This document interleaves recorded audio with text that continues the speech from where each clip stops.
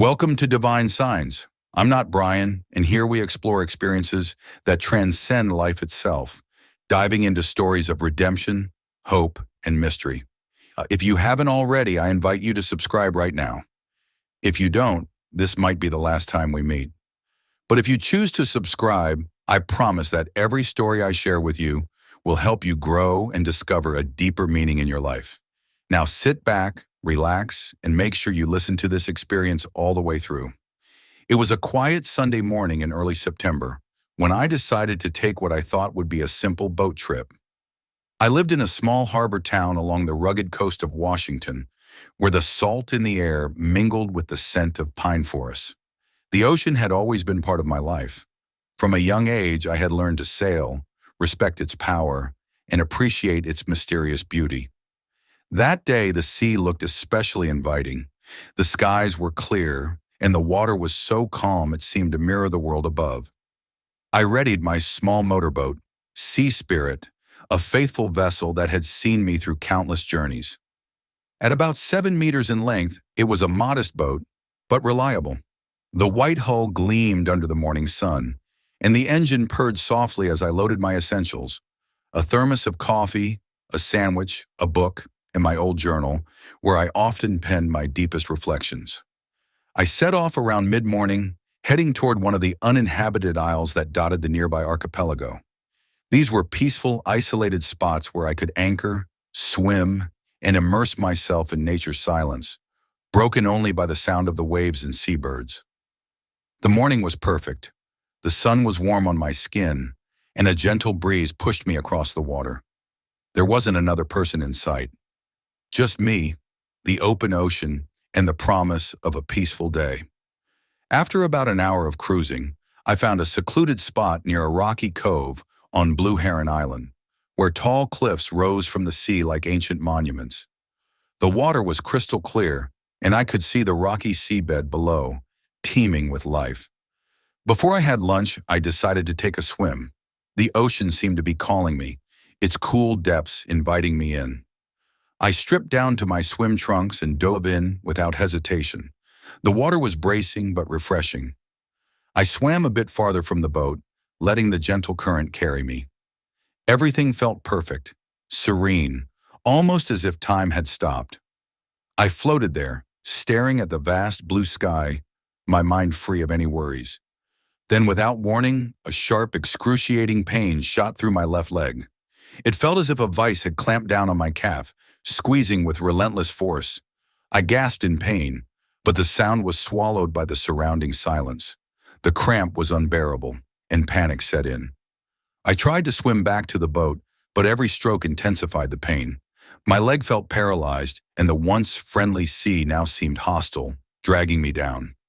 As fear took over, I thrashed, trying to keep my head above water, but my strength was fading fast. The weight of the ocean pressed down on me, and I could feel myself sinking. My vision started to blur, the world above me becoming dimmer. I thought, this is it. I'm going to die here, alone in the middle of the sea. Then everything went black. But instead of death, I found myself in a place unlike anything I had ever experienced. It was a vast open field, bathed in soft golden light. The air was warm, and a gentle breeze carried the scent of flowers I didn't recognize, but somehow felt familiar. The grass beneath my feet was soft, and every step I took was effortless. The pain in my leg had vanished, and I was enveloped in a profound sense of peace, as if I had left behind all the troubles of the world. As I walked through this field, I saw a figure in the distance. It was tall, radiant, and glowing with an intense light, but not blinding. I felt a powerful force pulling me toward it, a feeling of irresistible love and compassion. The closer I got, the more the figure took shape, until I realized I was looking at someone beyond extraordinary. It was Jesus. He didn't appear as I had seen him in church paintings or statues. He was more alive, more real than anything I had ever known. His face was kind. His eyes were deep and filled with an overwhelming sense of love, a love that seemed to pierce through my very soul. He didn't speak with words, but I could feel his voice within me, as if it was part of me. Do not be afraid. Your time has not yet come." I stood there unable to move, not from fear, but from awe. His presence was magnetic, and I felt utterly safe. He raised his hand, and with a simple gesture, he showed me a vision. It unfolded like a vivid dream before my eyes. I saw the world, my world, but it was dark.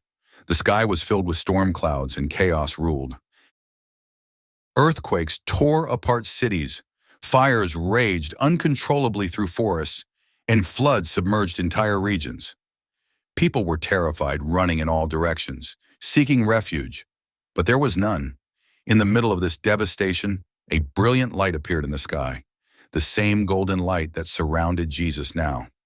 It grew brighter and brighter until it consumed the darkness. People stopped, looking up in awe. The fear on their faces turned into wonder.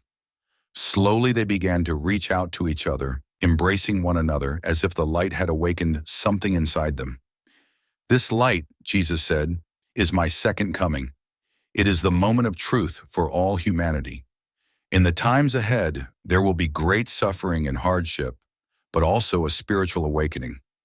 Those who keep faith and love in their hearts will find refuge in my mercy." His words resonated deep within me. The vision continued, showing the challenges humanity would face, but also the hope that would come with it.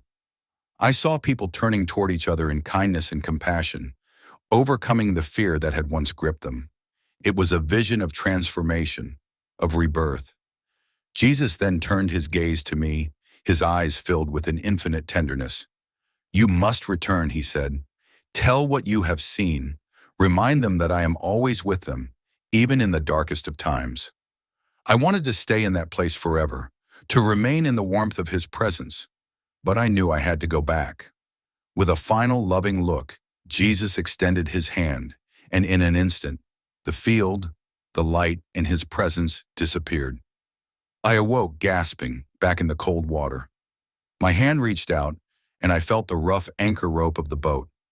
Summoning the last of my strength, I pulled myself aboard. My body was exhausted, trembling from the effort, but I was alive. I lay on the deck for what felt like hours, the sun drying my skin as I stared up at the sky, trying to comprehend what I had just experienced. I was changed. Everything I thought I knew about life, faith in the world had shifted. I knew I could never go back to who I was before. I had seen something beyond life, beyond death, and now I had a mission: to share what I had witnessed, to remind people that, no matter the storm, there is always light. And that light is with us, always.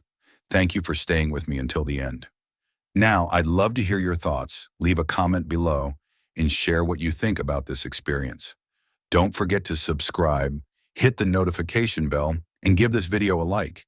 And if it resonated with you, please share it with others. God bless you.